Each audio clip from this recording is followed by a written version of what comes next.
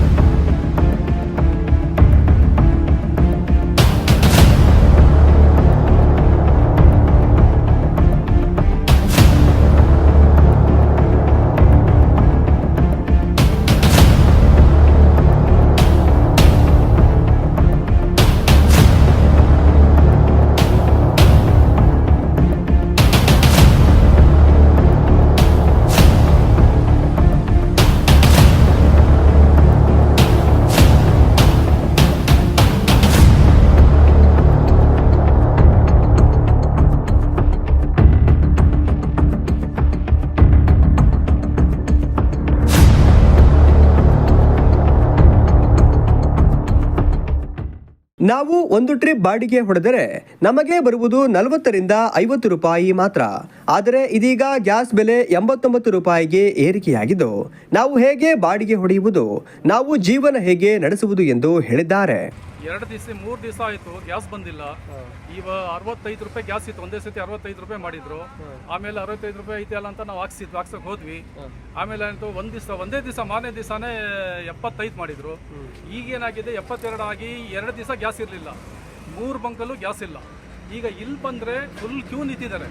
ಇಲ್ಲಿ ಈಗ 89 ರೂಪಾಯಿ ಏನೋ ಮಾಡಿದ್ದಾರೆ. 87 ರೂಪಾಯಿ ಹಿಂಗೆ ಮಾಡಿದರೆ ನಾವು ಯಾವ ಥರ ಮೇಂಟೈನ್ ಮಾಡಬೇಕು? ನಾವೀಗ ಕಸ್ಟಮರ್ ಹತ್ರ ಏನಾದರೂ ಒಂದು 10 ರೂಪಾಯಿ ಜಾಸ್ತಿ ಕೇಳಿದ್ರೆ ಅದು ಕೊಡ್ತಾರಾ? ಯಾರೂ ಕೊಡಲ್ಲ. ಉಲ್ಟಾ ನಮಗೆ ಮಾತಾಡ್ತಾರೆ. ಅದರಿಂದ ನಾವೀಗ ಆ 2 ಬ್ಯಾಂಕಲ್ಲೂ ಅದು ಇಲ್ಲಿಂದ ಅಲ್ಲಿಗೆ 10 ರೂಪಾಯಿ ಡಿಫ್ರೆನ್ಸ್ ಇದೆ. ಅದು ಯಾವ ಥರ ಅಂತ ನಮಗಂತೂ ತಲೆಗೆ ಹೋಗ್ತಾ ಇಲ್ಲ. ಏನು ಸರ್ಕಾರದಿಂದ ಮಾಡಿದಾರೋ ಇಲ್ಲ ಪ್ರೈವೇಟಲ್ಲಿ ಏನಾದರೂ ಜಾಸ್ತಿ ಮಾಡಿದಾರೋ ಅದೇನಂತ ನಮಗೆ ತಲೆಗೆ ಹೋಗ್ತಾ ಇಲ್ಲ. ಅದು ನೀವೇ ಒಂದು ಸ್ವಲ್ಪ ಏನಾದರೂ ನೋಡಿ. ಇದೇ ರೀತಿ ಬೆಲೆ ಏರಿಕೆಯಾದರೆ ನಾವು ಆಟೋ ಚಾಲಕರು ಬೀದಿಗೆ ಬರಬೇಕಾದ ಪರಿಸ್ಥಿತಿ ನಿರ್ಮಾಣವಾಗುತ್ತದೆ. ಆದ್ದರಿಂದ ಈ ಕೂಡಲೇ ಏರಿಕೆಯಾಗಿರುವ ಗ್ಯಾಸ್ ಬೆಲೆಯನ್ನ ಕಡಿಮೆ ಮಾಡಬೇಕು ಎಂದು ಒತ್ತಾಯಿಸಿದ್ದಾರೆ. 2-3 ದಿವಸದಿಂದ ಗ್ಯಾಸ್ ಇಲ್ಲ ಚಿಕ್ಕಮಗಳೂರಲ್ಲಿ.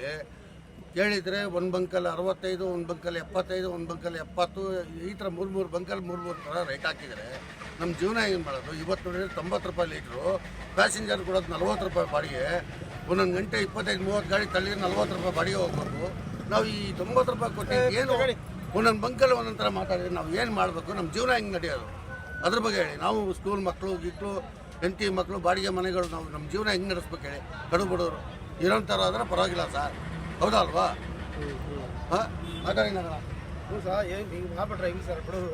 ಬಿಡು ಜೂರ ಹೆಂಗೆ ಸರ್ ಮಾಡೋದು ಹೇಳಿ ಸರ್? ಅಲ್ಲ, ಎಲ್ಲ ಬಂಕಲ್ಲೂ ಒಂದೇ ರೇಟ್ ಆದರೆ ಪರವಾಗಿಲ್ಲ ಬಿಡಿ. ಒಂದೊಂದು ಬಂಕಲ್ಲಿ ಒಂದೊಂದು ರೇಟ್ ಅಂದ್ರೆ ನಾವು ಏನಂತ ಹೇಳ್ಬೋದು? ಅಲ್ಲದು 70, ಅಲ್ಲದು 80, ಅಲ್ಲ 65. ಅಲ್ಲ, ಗೌನಹಳ್ಳಿಲಿ 65 ಏನು ಸರ್? ಗೌನಹಳ್ಳಿಲಿ 65. ಹಾಂ, ಇದು ಶಂಕರ್ ಗ್ಯಾರೇಜ್ 70, ಇಲ್ಲಿ 90. ಏನು ಮಾಡೋದು? ಇವರಿಗಂತೂ ಕೇಳಂಗೆ ಇಲ್ಲ. ಇವರಿಗೆ ಮಾತಾಡಿದ ಏನು ಹೇಳ್ತಾರೆ ಗೊತ್ತಾ? ನೀವು ಬೇಕಾದ್ರೆ ತಗೊಳ್ಳಿ, ಇಲ್ಲ ಕಡಿಯಕ್ಕೆ ಬರ್ತಾರೆ ಸರ್ ಇವರು ಅಷ್ಟು ದಿಮಾಕು. ಆಯ್ತಪ್ಪ, ಹಿಂಗಲ್ಲ ಹಿಂಗೆ ಅಂತ ಕೂಲಾಗಿ ಮಾತಾಡ್ಬೋದಲ್ಲ ಒಳ್ಳೆ ತಂದಲ್ಲಿ. ಹೇಳ್ತಾ ಇದೀವಿ.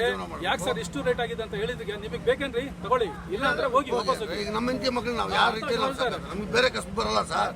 42 ವರ್ಷದಿಂದ ಡ್ರೈವರ್ ಕೆಲಸ ಮಾಡ್ತಾರೆ ನಾವು. ಎಷ್ಟು ವರ್ಷದಿಂದ? 42 ವರ್ಷದಿಂದ. ನಮಗೆ ಬೇರೆ ಕಷ್ಟ ಬರಲ್ಲ. ಏನು ಮಾಡ್ಬೇಕು ನಮ್ಮ ಜೀವನ? ಹೌದಾ?